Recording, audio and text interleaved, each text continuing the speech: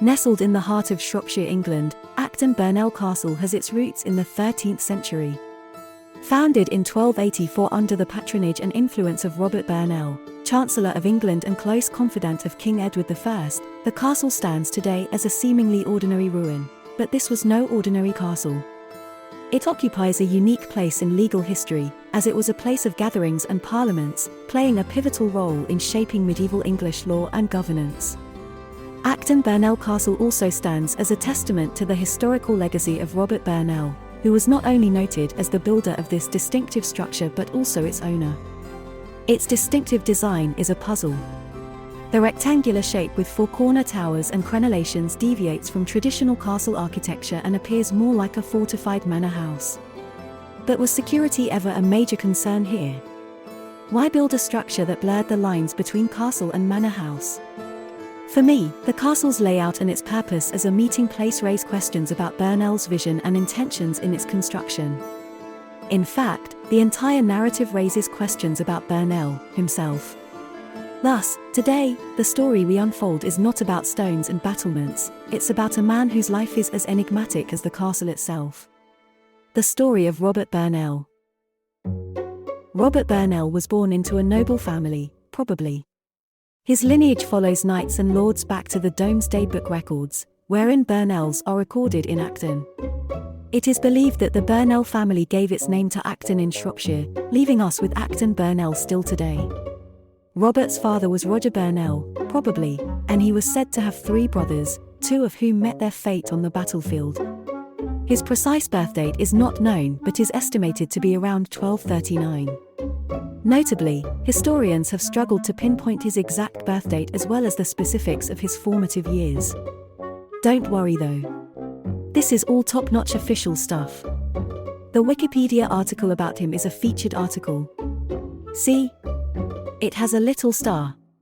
That means we're getting narrative-approved facts.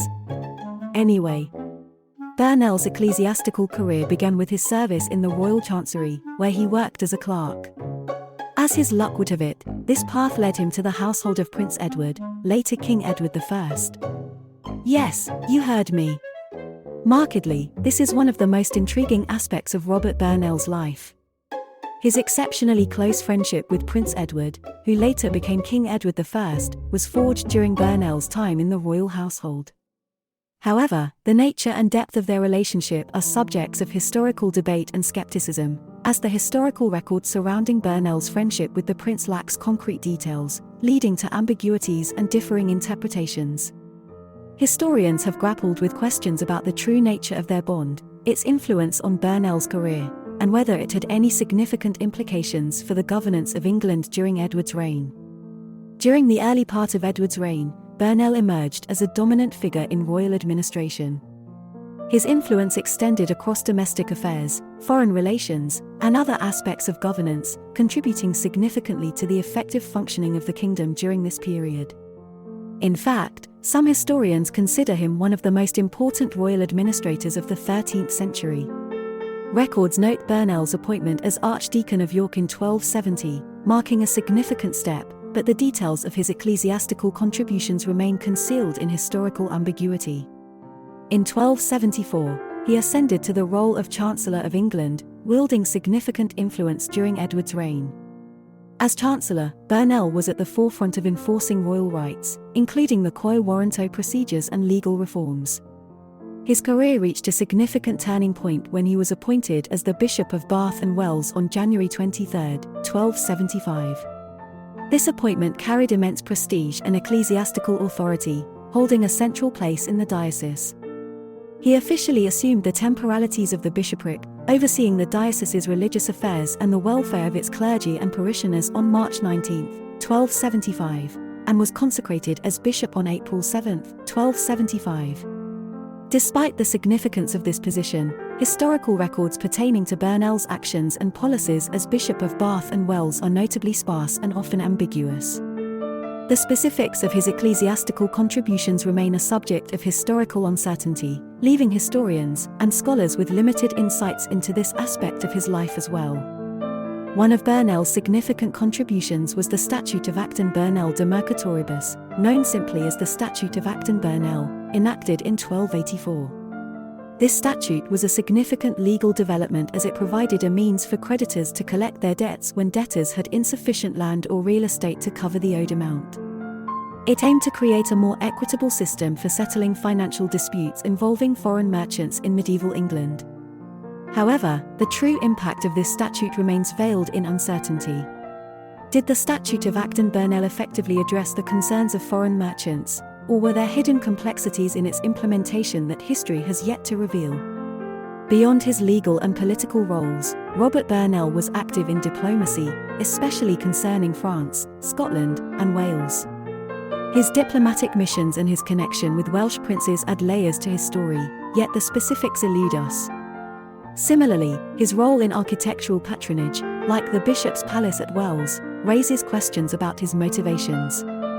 For instance, how did Robert Burnell's diplomatic missions unfold, and how did his close ties to Welsh princes shape his diplomatic approach? Throughout his lifetime, Burnell amassed considerable wealth. He became the owner of 82 manors spread across 19 counties. Notably, these properties are primarily personal assets rather than belonging to the Diocese of Bath and Wells. Burnell was also actively involved in various construction projects. He extensively developed Acton Burnell Castle, serving as the stage of our story, which, while not a traditional castle, incorporated defensive elements into its design. Additionally, Burnell contributed to the construction of the chapel and Great Hall in the Bishop's Palace in Wells. The historical record suggests that Acton Burnell Castle did indeed host a significant Parliament meeting in 1283, which both Lords and Commons attended. While some sources claim it to be one of the first English parliaments, the exact timing and sequence of early parliaments are not always well documented. Fortification work on Acton Burnell Castle supposedly began in 1284, but it is unclear when or if the fortification was fully completed. Some records suggest it might have been done nearly a decade later, by 1293, but the exact status at the time of Robert Burnell's death in 1292 is unclear. Speaking of which, as if his life weren't mysterious enough, Robert Burnell's death and burial hold an unusual detail that adds an eerie touch to his story. When he passed away on October 25, 1292, his body and heart were interred separately. His body found its resting place in the nave of Wells Cathedral, while his heart was buried at Bath Abbey. The reasons behind this unconventional burial practice remain veiled in historical uncertainty. Scholars and historians have explored various theories, but conclusive evidence is lacking. The separation of his heart from his body continues to perplex, leaving us with a lingering mystery about its symbolic significance or personal choice. The historical timeline of Acton Burnell Castle skips over the entire 14th century, the narrative finding nothing noteworthy following Robert's death until 1420. While some records suggest abandonment at this time, when ownership shifted to Francis Lovell, the exact timeline of its disuse and decay is not well documented. Still, the narrative assures us it's possible that it may have been left unused for some time before or after this date. Acton Burnell Castle is reported to have fallen into ruin and was reportedly used as a barn during the 1660s. The Smythe family acquired ownership of Acton Burnell Castle around the 1660s when Mary Lee, the granddaughter of Humphrey Lee, married Sir Edward Smythe.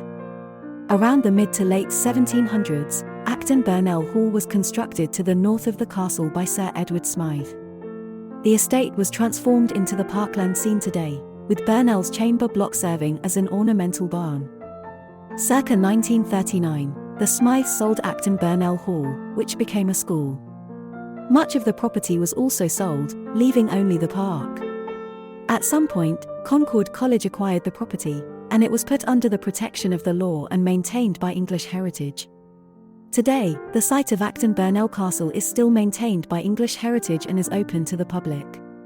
The architecture is mostly destroyed, but significant remains still exist, including the ruins and buried remains of a tied barn and a substantial chamber block, as well as the earthwork and buried remains of the structure's perimeter moat. All in all, Acton Burnell Castle, with its unique design, enigmatic past, and connection to Robert Burnell's life, serves as a testament to the mysteries that await those who dare to explore the stories hidden within the stones and records of historic castles. Yet, as we journey through the corridors of time, let us remember that history often veils as much as it reveals. Until next time, Pseudo says, stay curious and question everything. The answers may remain elusive, but the journey to uncover them is an adventure in itself.